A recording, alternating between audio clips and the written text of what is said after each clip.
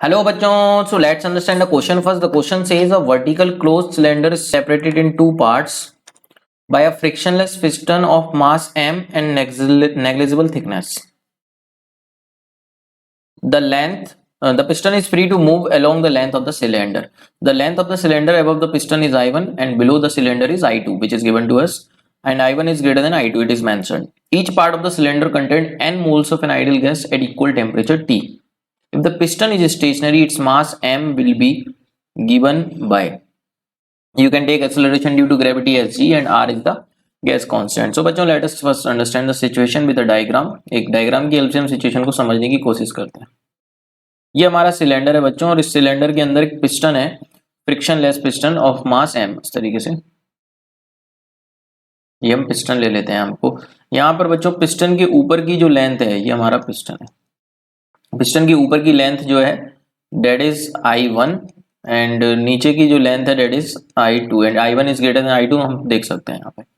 सो बच्चों यहाँ पर गैस हमने भरी हुई है इस तरीके से. यहाँ पे गैसेस है, तो गैस इस पिस्टन पे प्रेशर लगाएगी. हम मान लेते हैं P1 प्रेशर ऊपर वाले सेक्शन ने लगाया एंड नीचे वाले चेम्बर में जो गैस है उसने इस पे प्रेशर पिस्टन पे P2 लगाया, और पिस्टन पे नीचे की तरफ वेट लगेगा डेट इज mg. ठीक है बच्चों. अब बच्चों हम अगर इक्विलिब्रियम में पिस्टन को एनालाइज करें तो हम लिख सकते हैं जो P1 के कारण फोर्स होगा एंड P2 के कारण जो फोर्स होगा और mg के कारण नेट फोर्स समेशन 0 आना चाहिए.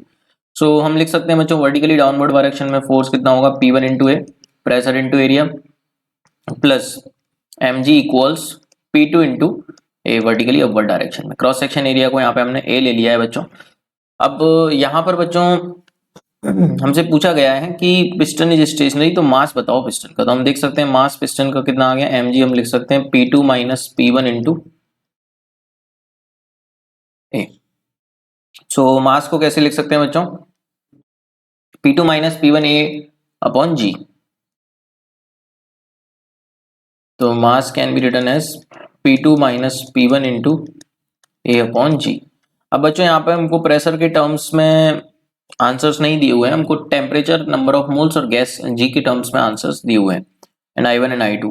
सो अगर हम आइडियल गैस इक्वेशन यूज करें तो प्रेशर को क्या लिख सकते हैं, PV इक्वल्स टू nRT.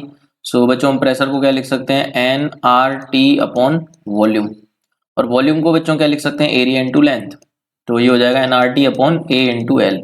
सो अगर हम P2 लिखना चाह रहे हैं तो n तो वही है nR, और क्रॉस सेक्शन एरिया को हम कॉमन ले सकते हैं. तो P2 कितना हो जाएगा बच्चों, टेम्परेचर भी सेम है बच्चों, तो T को भी हम बाहर ले लेते हैं. तो ये हो जाएगा 1 upon L2 minus 1 upon L1 into A. ये बच्चों डायरेक्टली P2 माइनस P1 की वैल्यू रख दी हमने डिवाइडेड बाय जी, क्योंकि टेम्परेचर तो दोनों के लिए सेम है तो T मान लिया. R gas constant, number of mole same दे रखे हैं, एरिया ए. तो बच्चों पिस्टन के लिए दोनों केस में एरिया सेम होगा तो एरिया से एरिया कट गया, तो ये हो जाएगा nRT bye ji into L1 minus L2 upon L1 into L2. So this is the final answer. We can see this option in option 4. So option 4 is correct answer बच्चों. I hope you got the concept. Thank you so much and all the very best.